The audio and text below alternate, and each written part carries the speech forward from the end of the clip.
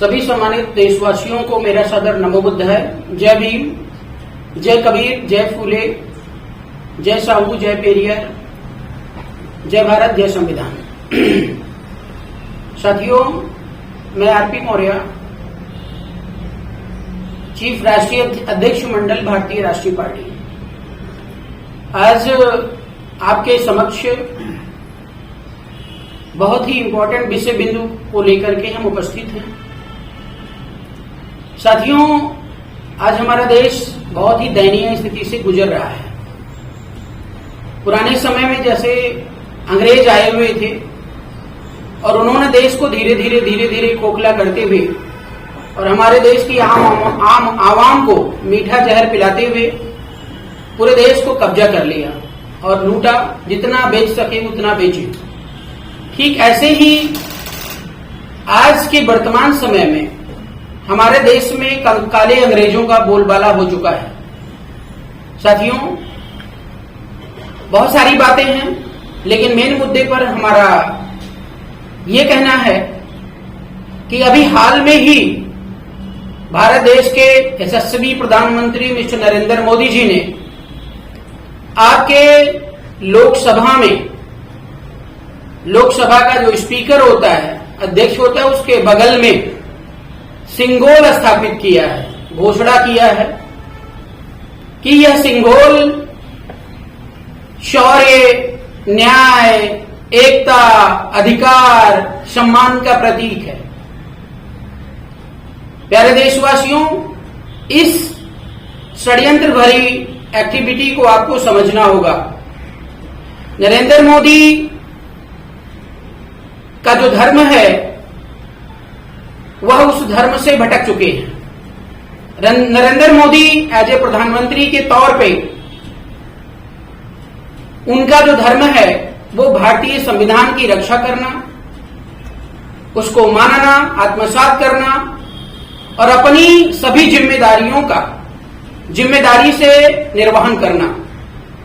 लेकिन दुर्भाग्य यह है कि जिस संविधान के दरवाजे से नरेंद्र मोदी इस देश के प्रधानमंत्री बने हैं और आज वही दरवाजा नरेंद्र मोदी जी आप सभी के लिए बंद कर देना चाहते हैं। सिंगोल का जो वास्तविक इतिहास है मैं बताऊं आपको।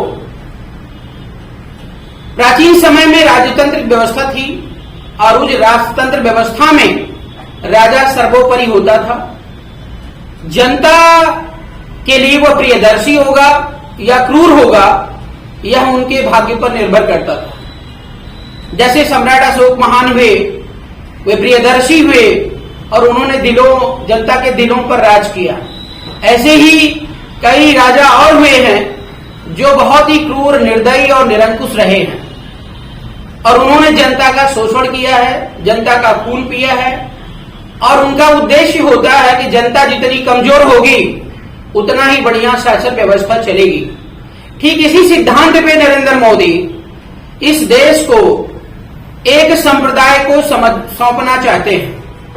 जब आप देखोगे तो बार बार नरेंद्र मोदी यही चिल्लाएंगे और खुद नहीं कहेंगे, लेकिन उनके जो तंत्र में लगे लोग हैं, चाहे वे कोई बाबा हो, चाहे ज्योतिषी हो या तमाम और धर्माचार्य बन करके बैठे हुए हैं, वे बार हिंदू राष्ट्र की घोषणा डिमांड कर रहे हैं। अब सत्ता में वे हैं और हिंदू राष्ट्र की डिमांड कर रहे हैं, तो नरेंद्र मोदी जी लगातार ये चाह रहे हैं कि यह देश हिंदू राष्ट्र बने।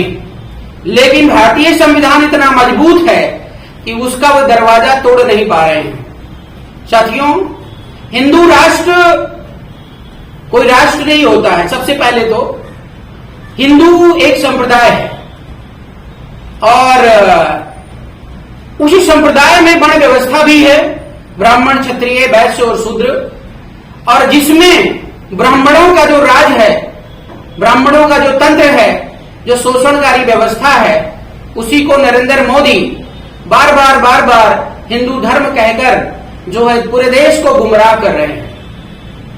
साथियों, भारतीय संविधान ठीक इसके विपरीत है। भारतीय संविधान हमारा पूर्ण लोकतांत्रिक है, समानता, एकता, अखंडता की बात करता है और हमारा भारतीय जो राजधर्म है वो हमारे धम्मचक्र से, हमारे राष्ट्रीय चिन्ह जो सम्राट अशोक की लाट है और हमारे भारतीय संविधान से रिप्रेजेंट होता है। लेकिन नरेंद्र मोदी जी ठीक इसके विरोध में काम कर रहे हैं, और वह भी डायरेक्ट नहीं इनडायरेक्ट तरीके से, जो आप सबको अभी नहीं पता चल रहा है। लेकिन कुछ दिनों के बाद ऐसा संविधान, ऐसा नियम और कानून लाया जाएगा कि इस देश में सिर्फ और सिर्फ एक ही जाति और वर्ग के लोग रहेंगे, बाकी सबको इस देश से खदेड़ देने की व्यवस्था है। साथियों, ऐसे में सिंगोल को हटाना, और जो सिंगोल इन्होंने स्थापित किया वो किसी सदन में नहीं पास करवाया है, ये अपने मन के मुताबिक जो आया इनके दिमाग में वो कर लिए हैं। अर्थात पूरी तरह से नरेंद्र मोदी निरंकुश और पूरी तरह से दुष्ट प्रवृत्ति जैसे धनानंद अपना रहा था, सेम वही कुकृति में लिप्त हैं, और 2024 का चुनाव भी इसी के बल पे जीतना चाहते हैं। साथियों, अगर आज हम लोग आगे बढ़कर के नहीं आए और सिंगोल का विरोध नहीं किया, सिंगोल रोके नहीं, तो न यह संविधान रहेगा और न यह आपका प्यारा देश रहेगा। लगातार ऐसे पूंजीपतियों को यह देश और यहाँ के जितने भी संसाधन हैं वे बेचे जा रहे हैं, और बेच करके जो अंग्रेजों ने किया वही इनका भी उद्देश्य है। इसलिए किसी भी स्थिति में सिंगोल का रोकना अति आवश्यक है। आगामी 25 जून को हम लोग जंतर मंतर पे विशाल धरना प्रदर्शन कर रहे हैं, और आप सभी देशवासियों को, जिसको भी संविधान में बाबा साहब भीमराव अम्बेडकर में आस्था है, वे जंतर मंतर पर अवश्य पहुंचेंगे, ये हमें पूर्ण विश्वास है। बहुत बहुत धन्यवाद।